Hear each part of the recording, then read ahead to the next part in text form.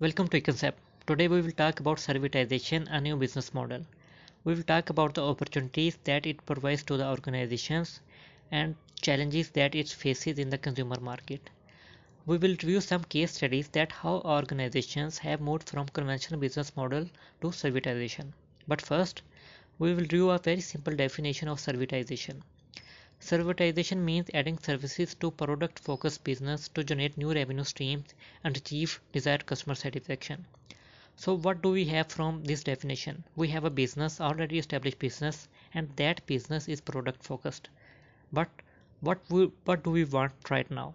We want to add services stream in that product focused business to generate new revenue streams.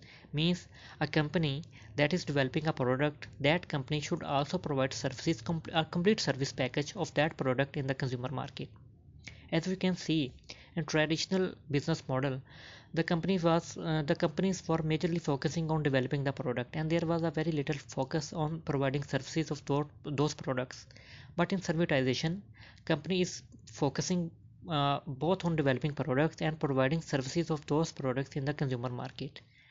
In simple words, servitization means selling entire business solutions containing developing the product and providing services of those product instead of just developing the product.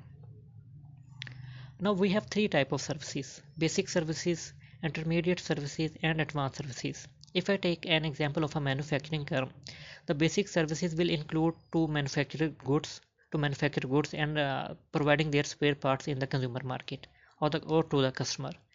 But intermediate services include providing repairs, maintenance, and training of those products along with manufacturing of those products and providing spare parts. So now we have moved a step ahead. We also providing repairs, maintenance, and trainings about that product. But in advanced services, the company has moved a step ahead. The company is doing customer support agreements, and the company is presenting their product as a service model in the consumer market. So now we will do some very simple case studies of servitization. We have Rolls-Royce case, Caterpillar, and Netflix. Rolls-Royce is well known for manufacturing aeroplane engines. What was their conventional model? In their conventional model, they used to manufacture engines, sell their engines to some other company, aviation company, and then charge for the repairs. But they have adopted a new business stream or advanced business model, that is servitization, and now they are renting out their engines to other companies and they are charging by hour services on running hours. Means a company is getting their engines on rent basis, and that company is paying them on hourly basis of running of that engine. If our engine runs for 6 hours, then they are paying them for 6 hours. Okay, and the Rolls-Royce is responsible for maintenance of that engine. So this is an advanced business model. Caterpillar is well known in automobile sector and manufacturing generators. So they have moved also a step ahead beyond production. They are providing digitalization of their product and conditional monitoring of their product at the customer end. Means if a customer purchases their item and keeps that item in their factory premises or in their company or in their manufacturing hub, Caterpillar is responsible for the digitalization of that product and the conditional monitoring of that product, even sitting far away from that company. Now the Netflix. We know the very conventional model of producing movies. There were production houses, they produce movies, people used to go in cinema halls. Actually they also these days they also do go into cinema halls, but Netflix has adopted a new business model.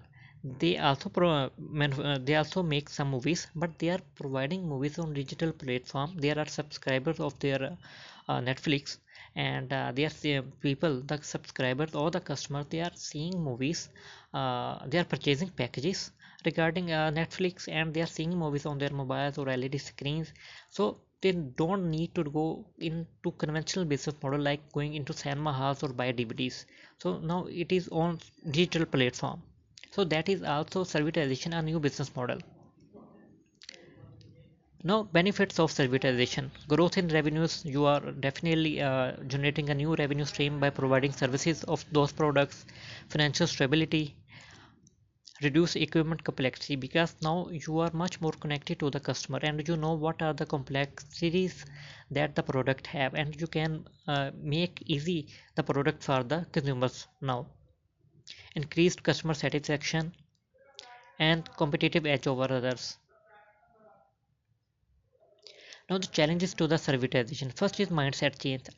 Is the company ready to change from their conventional business model and move to servitization? That is a big question. Change in business model.